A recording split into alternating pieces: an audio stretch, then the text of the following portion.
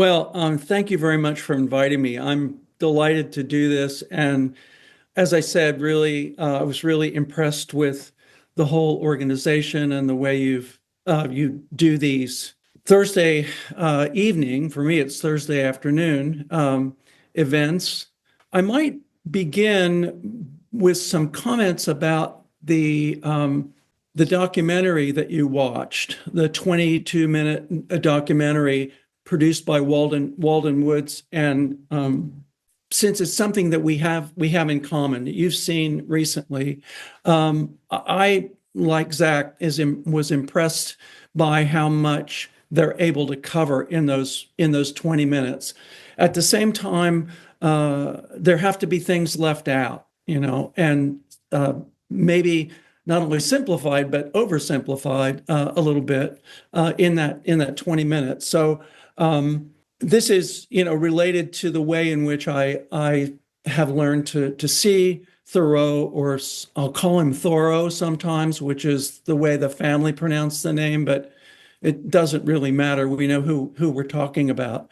One of the things I thought they left out really was the extent to which he was involved with family and community. This is in addition to his anti-slavery activity.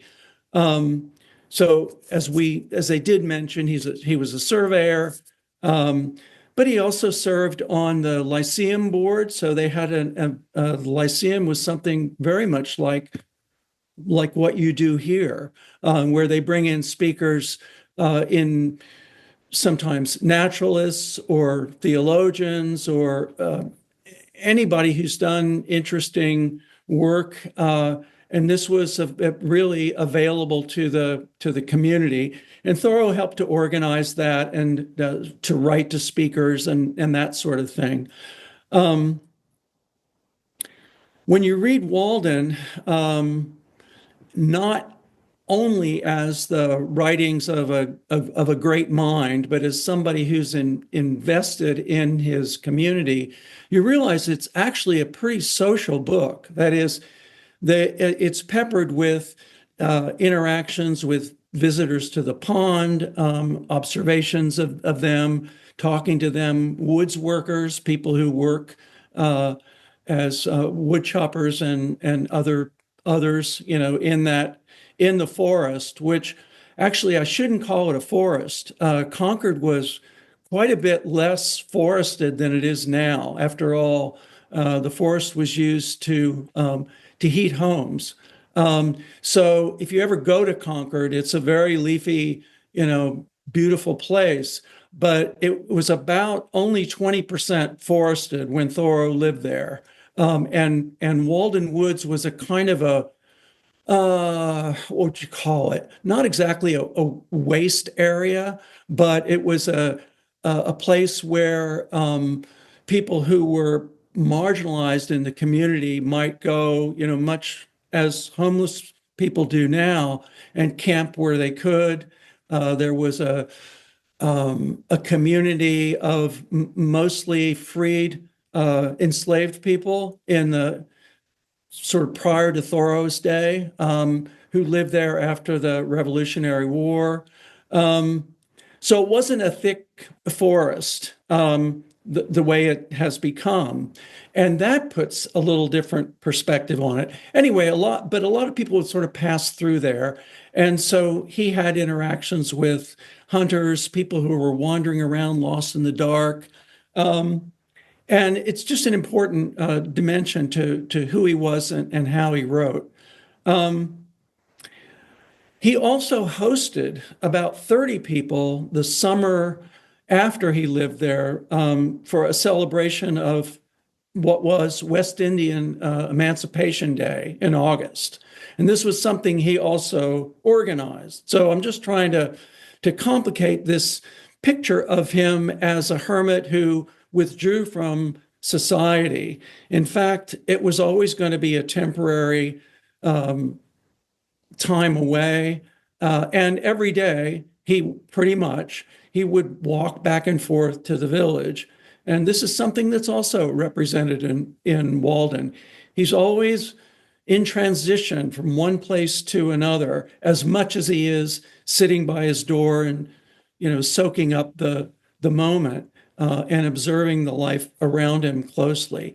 The other point that I wanted to make, probably the most important biographical event of his life, was the loss of his older brother, John, who was 2 years older and with whom he had taken, he did a lot of things. They were teachers together, and they took a long excursion, 2 week long, up to the sources of the Merrimack River in New Hampshire in 1839. So Thoreau would have been 22 and his brother 24. And Thoreau knew at that time that he was going to write a book about the excursion, but his brother died suddenly of a tetanus infection. He nicked himself shaving and died a really gruesome kind of death in Thoreau's arms. And it was devastating for Thoreau. So at that point, 1842, so 3 years before he goes to Walden, he reconceives the book. It's going to be an elegy for his brother. And so I'll mention that again later, but this experience of loss really, I think, is kind of built into the foundations of the Walden Project in ways that I want to talk about. Okay, so then the other point the final point I wanted to make is that, and this I think is also slighted a little bit in the documentary, is that he was, of course, a philosopher and a naturalist, but he was also fundamentally a writer. Was determined from the early 1840s that if he could, he would make his living as a writer. So this is important to us because the transcendentalism of Thoreau comes to us through his language as much as the results of his actions. So civil disobedience, for instance. Civil disobedience is, first of all, a powerful essay, as was slavery in Massachusetts and other anti-slavery pieces that he wrote.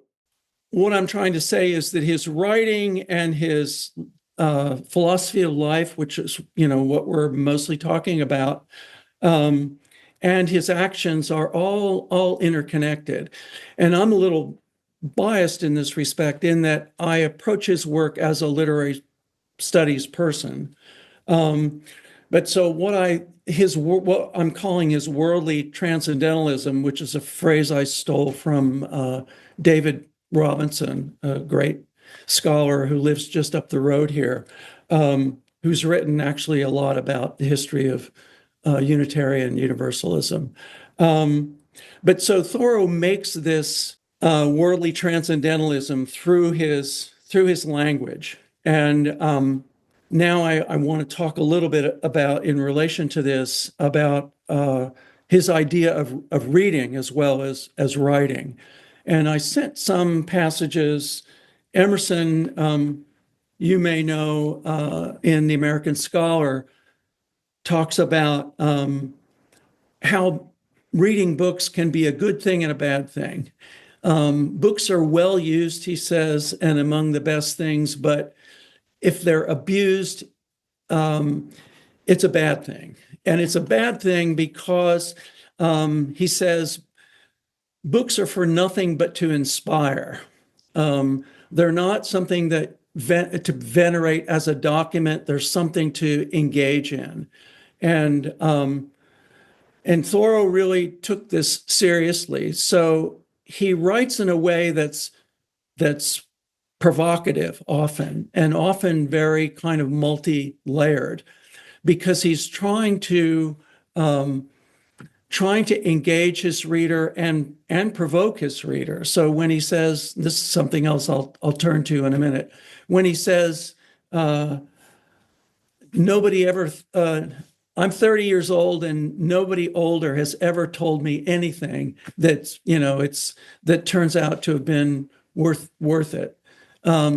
Stuff like that. It's meant to be provocative, but when you look closely at that passage, there's more going on about what constitutes an old person. What makes somebody old versus somebody who's young or new is what he says. So, okay, so this is all by kind of preface to what we want to talk about and look at with his writing. So I wanted to start by looking at a famous passage in Walden where he says, this is a kind of thesis statement or, vision statement. I went to the woods because I wished to live deliberately, to front the essential facts of life and see if I could not learn what it had to teach, and not, when I came to die, to discover that I had not lived. I did not wish to live what was not life. Living is so dear. So reading this, it's a very forthright statement, and it's part of his idea of simplifying things. I didn't want to practice resignation. I wanted to live deep and suck out the marrow of life.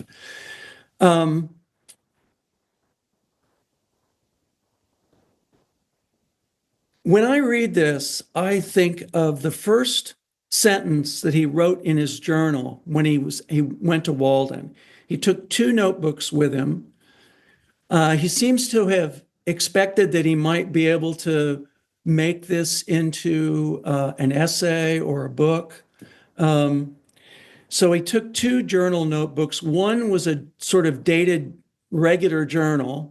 This is what I saw at Walden. I met this crazy woodworker, and these are the kinds of things he said. And then another one that he used to draft material for his present works and for maybe future works. And the main reason, one of the main reasons he went there was to write this first book that was going to dedicate to his brother. And he gathered up a lot of passages that he had written in his journal before that and took that with him and then started to put them together. And when he left Walden, he had a draft of that book, pretty polished draft, and he also had a draft of Walden, which he then worked on for 8 more years, seven more years. So the first line he wrote in this journal, and he dated it July 5th, 1845, is just, yesterday I came here to live. Pretty, seems to be just recording, and he is. He actually moved in, as he says in the book, on July 4th, and he says, this was my Independence Day, which is a great line. He says it only for, it just kind of happened that way. But we read this and thought about it more, and July 5th was his brother's birthday, and Henry's birthday was only a week later, July 12th. So John Thoreau would have been 30 years old on the day that Thoreau wrote, "Yesterday I came here to live." There's no way in the world that he could have written that and dated it and not remembered his brother's birthday. After all, he's writing a book dedicated to his brother about this trip they took together, which is an incredible and very ambitious book. So what I'm trying to say is this whole idea that I came here to live because I didn't want to live what was not life, living is so dear, is both a statement of purpose and what he really wanted to do, and also there's mourning in it and a way of acknowledging his brother's life, maybe not past, but maybe, continuing to be with him in some way. So it adds some important depth and kind of humanity, I think, to Thoreau, the writer, to realize this, to realize that his dedication to living a significant life was not only philosophical, but deeply personal. Okay.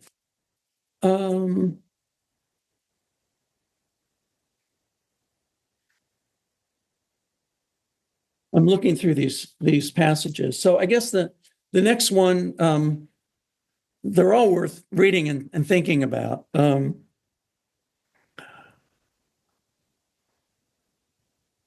Another kind of statement of purpose that gets, I think, at the heart of Walden and his philosophy of life is in the second chapter, which is called Where I Lived and What I Lived For. In fact, the what I've just called the thesis statement or the rationale comes right from that chapter. And there's a section in the chapter where he talks about experience of the morning. Every morning was a cheerful invitation to make my life of equal simplicity, and I may say innocence with nature herself. I have been as sincere a worshiper of Aurora, that is the dawn, goddess of the dawn, as the Greeks. I got up early and bathed in the pond. That was a religious exercise and one of the best things which I did. They say that characters were engraven on the bathing tub of King Ching to this effect, quote, renew thyself completely each day, do it again and again and forever again, end quote. I can understand that, Thoreau says. So mourning has to do with this reverent experience of self-renewal, right? And he chooses it in part because physically that's what it is. When we go to sleep at night or even take a 20-minute nap, something happens that you're refreshed. So it's a perfect metaphor for Thoreau. But what I want to attend to in this opening passage about it, though, is how he links three faith traditions together. Aurora, the worship of Aurora by the Greeks, baptism. I mean, he often does this. He sort of alludes to things, or he'll pun on things and on phrases. But I got up early and bathed in the pond. That was a religious exercise, which, seems to be an allusion to baptism. And then finally, Taoism, quoting the Asian scripture, renew thyself completely every day. So the linking of these three together is a kind of celebration of world religions and of pointing out the ways in which they overlap, and also linking it to a natural experience of awakening, of bathing in the pond. So the implication, it seems to me, here is that spirituality or worship or religious experience is something that's common to humanity. And, it's no then we find out that, in fact, he was among the early celebrators of world religions before there was such a thing. The Transcendentalists, he and Emerson in particular, read Buddhist scriptures. There were Middle Eastern writers they really admired, and they read, as Emerson said, to be inspired. So this, it seems to me, is also important to recognize, especially in our context, of what Thoreau is trying to do. You could say he was a practicer of a kind of natural religion that he saw developed in different ways by different cultures to speak to their time and place. So this is where the kind of sharp criticisms of what would you call it? Christian bigotry come in that I put in passages. This is mostly from that first book that I mentioned, Week on the Conquered Merrimack Rivers, where I just read the first sentence here, a couple sentences. I trust that so he's very critical of established Christian authority in his day, and particularly of a kind of Calvinist theology. Obviously, as a Unitarian, although he's actually not a practicing churchgoer, but he's very liberal-minded, and doesn't believe we're born in sin, doesn't believe that, and thinks it's actually harmful. And a number of other Calvinist doctrines, of course, he rejects. And instead, he celebrates. He has actually some very interesting things to say about the New Testament. He's clearly read it through and through, and there are many allusions to it. But he wants to elevate Buddha to the level of Christ. And so he says, I trust that some may be as near and dear to Buddha or Christ or Swedenborg, who are outside the pale of their churches, the fences that the churches make. It's not necessary to be Christian to appreciate the beauty and significance of the life of Christ. I know that some will have hard thoughts of me, and they did. They didn't buy his book. When they hear their Christ named beside my Buddha. Yet I'm sure I am willing that they should love their Christ more than my Buddha, for love is the main thing, and I like him too. So this is Thoreau's dry sense of humor, and sure enough, a lot of people people who read the book were offended by it, and its sales were not great.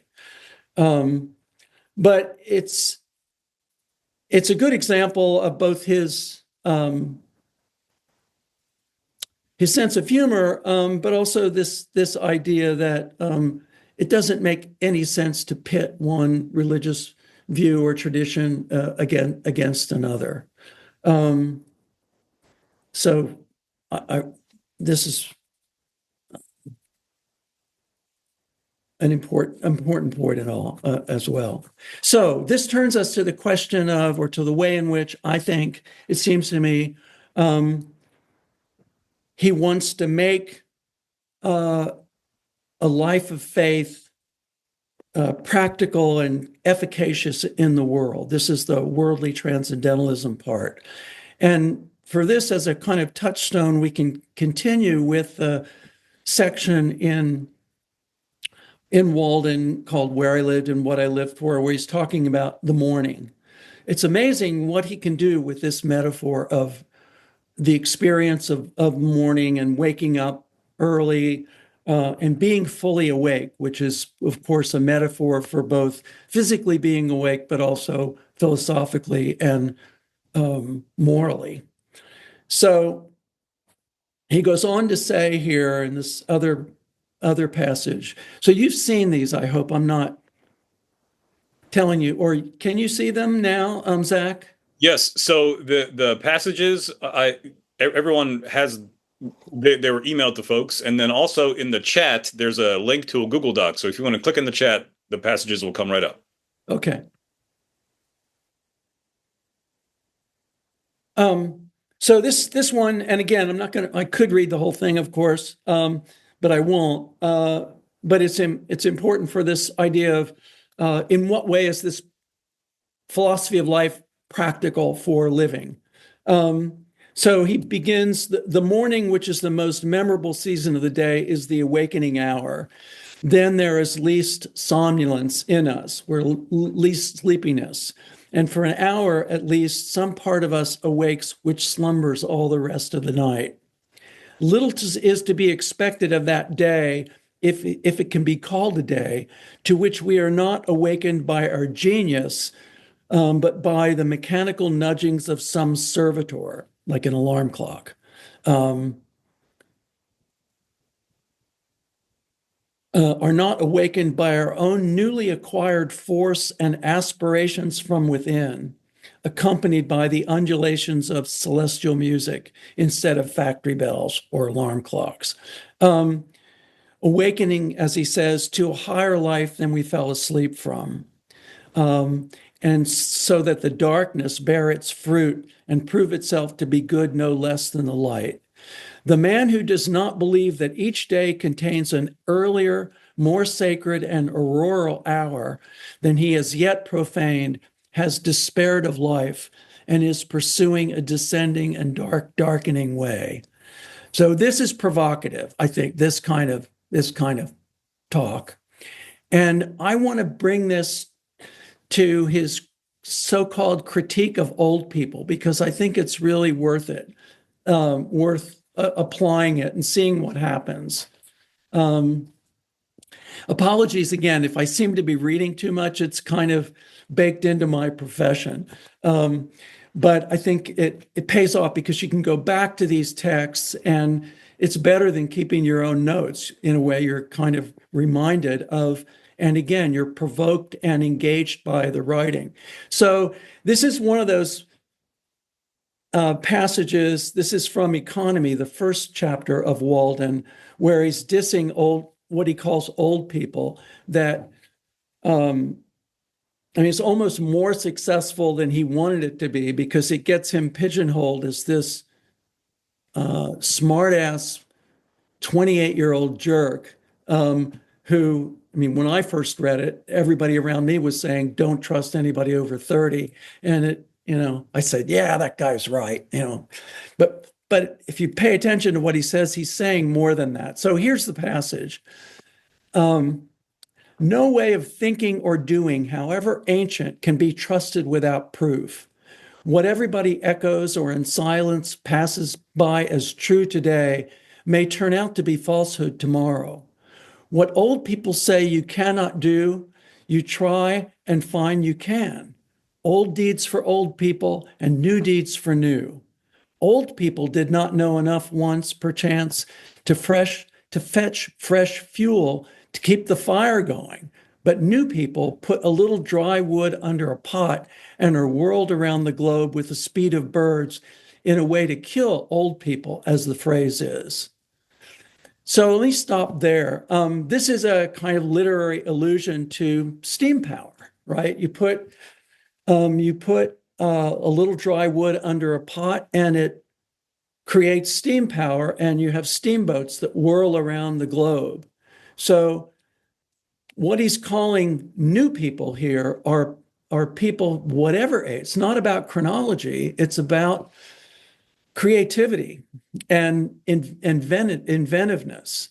People who, thought, well, we can't do this, but we try it and we find out that we can. So think of any invention, including the internet, I guess, that goes back to somebody trying something out that turns out to be effective for society, maybe for the world. In his day, that was certainly the case with steam power, because it became a way to print, not only to travel, but to print in mass quantities. So you have a larger readership. It changed everything in the 19th century. So the point is that a new person is somebody who is responsive to what he calls in the Where I Lived and What I Lived passage, this newly acquired force and inspiration, being awakened by our genius, which is a way of talking about a creative part of yourself, not a genius, but in the older classical sense of a part of you that is in touch with creativity and that is related to inspiration rather than doing things kind of, by rote. So Thoreau sees this as a kind of human potentiality. Another thing he says in Walden is the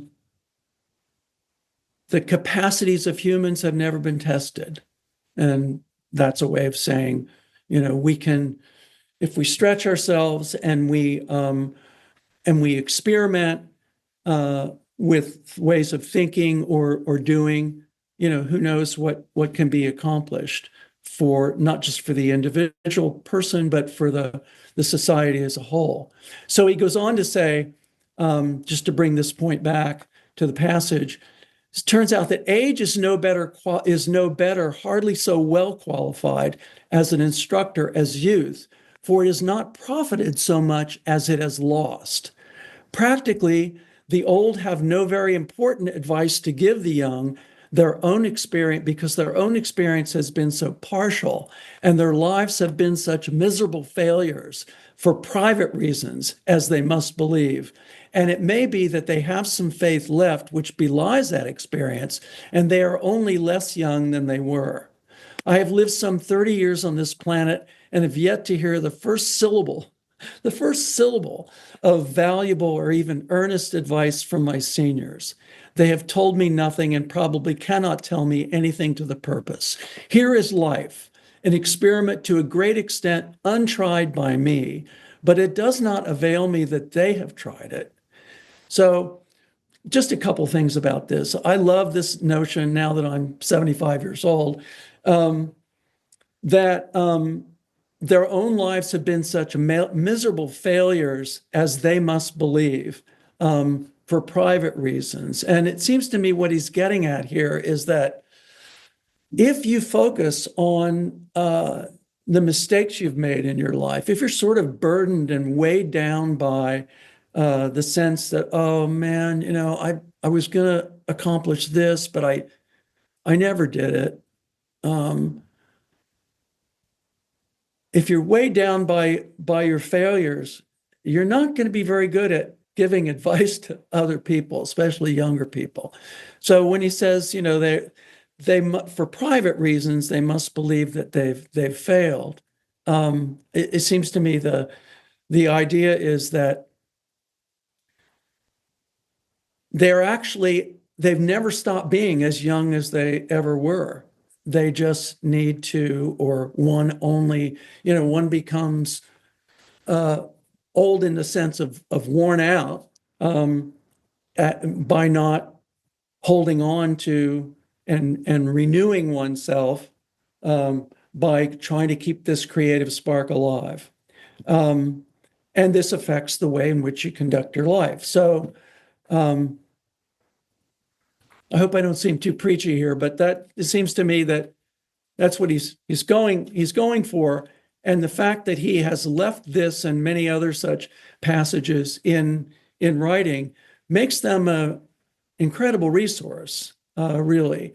So again, we come back to Emerson's notion that books are good for nothing. I mean, I think they're good for lots of things, but to exaggerate the point, good for nothing but to inspire. That's the kind of writing that, at least in the passages that we're looking at, Thoreau is aspiring to, I think. So comes back again to the fact that he's a writer and we need to pay attention to his writing.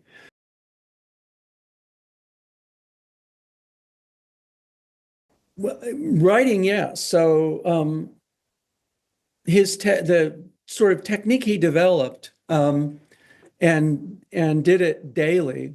First of all, he simplified his life to the extent that he was very attached to Concord and to that landscape. He did travel and wrote travel accounts of going to Maine, the Maine woods, and Cape Cod, both good books, I think. But he mainly dedicated his life to walking in the morning and writing in the afternoon. So the journal, and then if you read his journal, And he talks about this.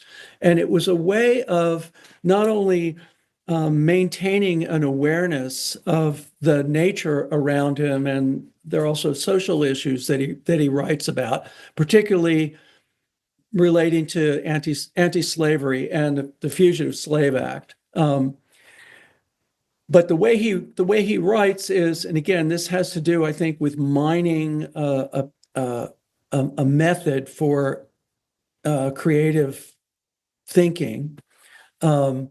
Is that he'll write in the morning, he'll walk in the afternoon, and he takes notes when he's walking. A lot of the notes have to do with natural phenomena because he's becomes a naturalist, but he may break it off and write a rant about the fact that the federal government has sponsored this law that requires us to return enslaved people who escaped from plantations, So whatever he feels compelled to write about, he will write about sort of within that framework, within that discipline of walking in the afternoon and writing in the morning. And then that journal becomes a resource for his writings. And actually, I think he starts this at Walden. I mean, Walden is kind of written this way. So yeah. And as far as living goes, it's a struggle. I mean, he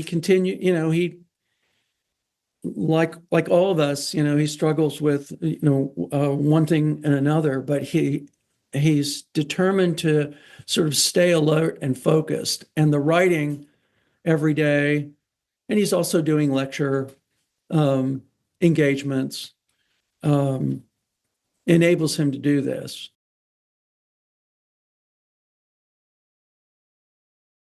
Yeah, I think in the beginning, that is when he's at Walden, that's very possible. And the quiet desperation is the result of really being under the gun all the time to provide food. He's thinking about factory workers. He's thinking about the working poor.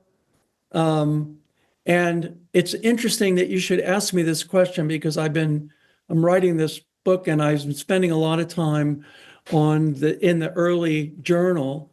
And when he's very much still dealing freshly with the death of his brother.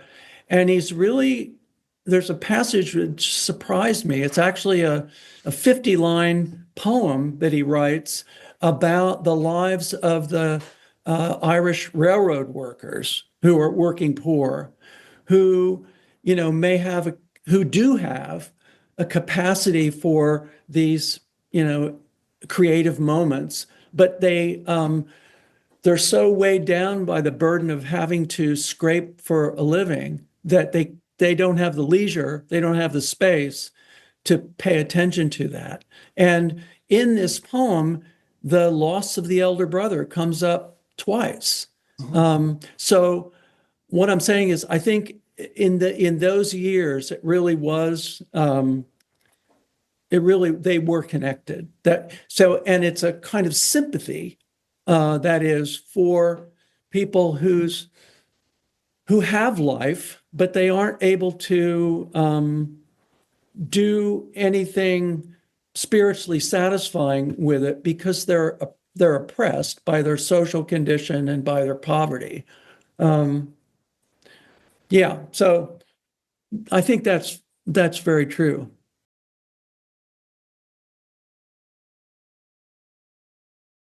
He kind of worries about that himself. So he, interestingly, early in his life, so he would have been in his early 20s, he and his brother were interested in the same woman who I think preferred his brother to him, Ellen Sewell, who preferred his brother to him.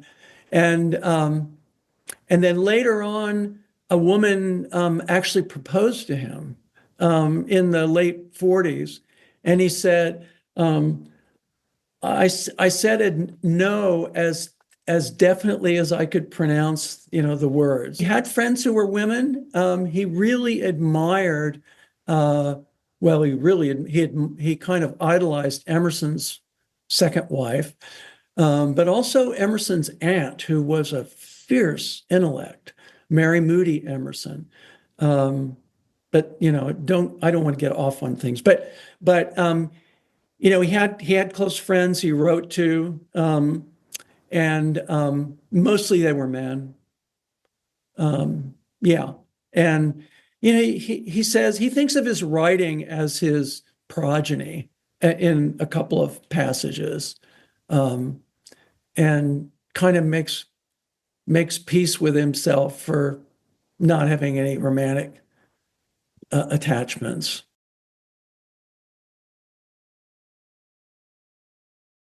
I understand. And there are so many people who would agree with you and who, I would just say don't stop there. It's partly a performance. It's like a stand-up. And he's trying to so let me back up and say keep in mind, this is somebody who's trying to launch his literary career in some ways, but he also he creates this persona who is as I said, the smart ass, arrogant 20-year-old who seems to think he has it figured out. That persona changes. The longer if you stick with the book, you'll see. And he's also got a really dry sense of humor.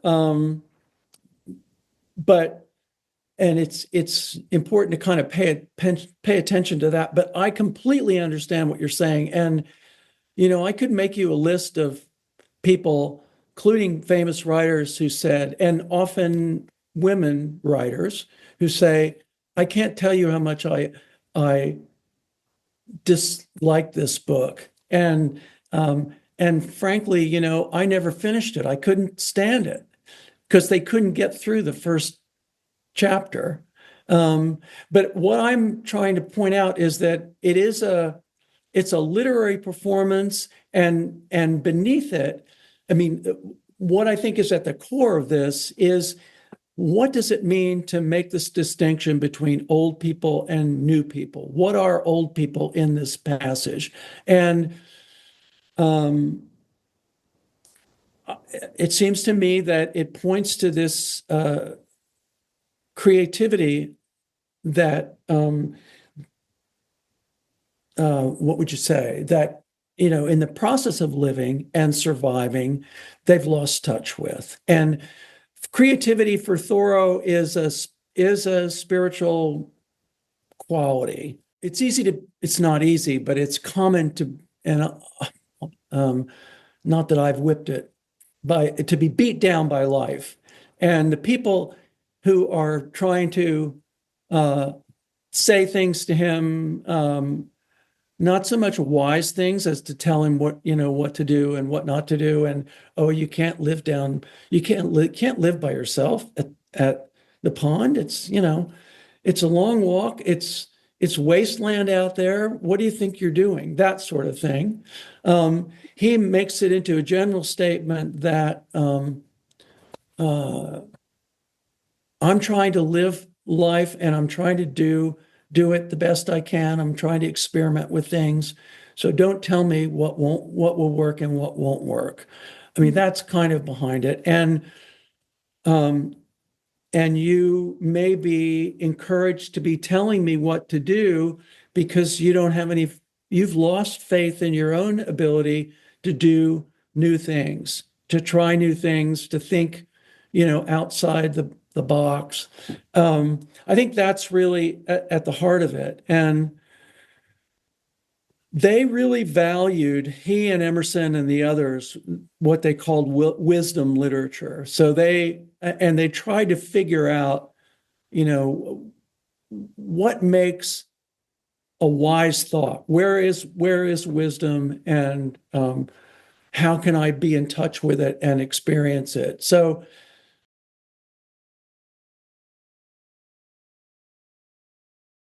to answer the question, it's by thinking about the essay Civil Disobedience, which is, a kind of classic individualist statement of how do you respond to a law that you regard as unjust, and that your conscience tells you can't go along with.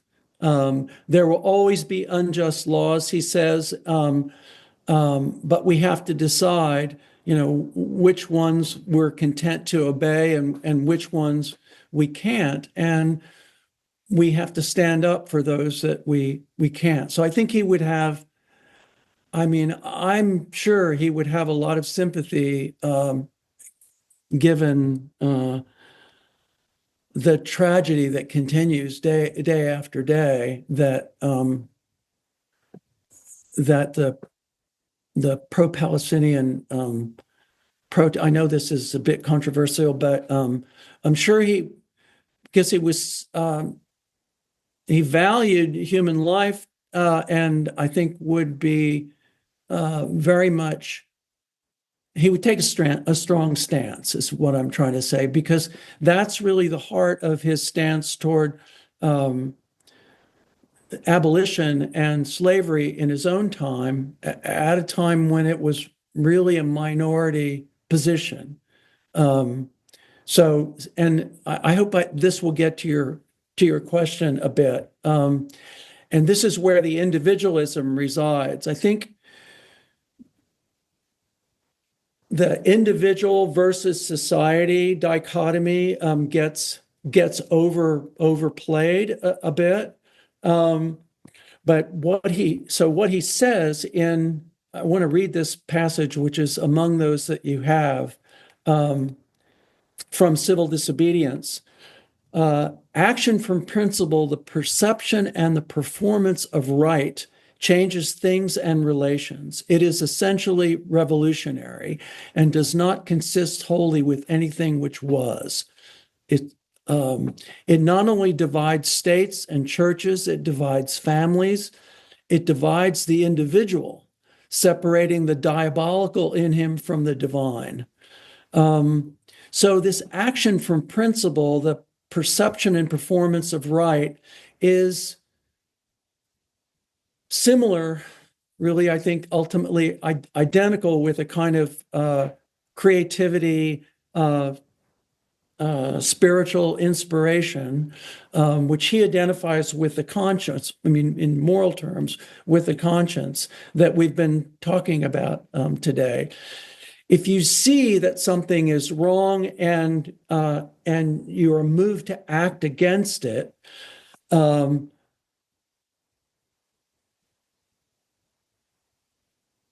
it's the right thing. It's the right thing to do. If you believe it that strongly, and if it comes to not supporting an unjust law, then that's what he says you have to do. So the passage goes on. If the injustice is part of the necessary friction of the machine of government, let it go. Let it go. Maybe it'll wear out the machine. But if the injustice, let me see. But if it is of such a nature that it requires you to be the agent of injustice to another, then I say break the law. Let your life be a counter friction to stop the machine. This is the sort of famous passage from Civil Disobedience, and as the documentary talked about, was something that Gandhi and Martin Luther King held on to very, very tightly, because it's about nonviolent resistance. But, I think in this case, he would be sympathetic with the protesters. Actually, with the right of protest, period. It's a way of waking everybody up to the enormity of the issue. And it's also, comes with a respect for individual conscience.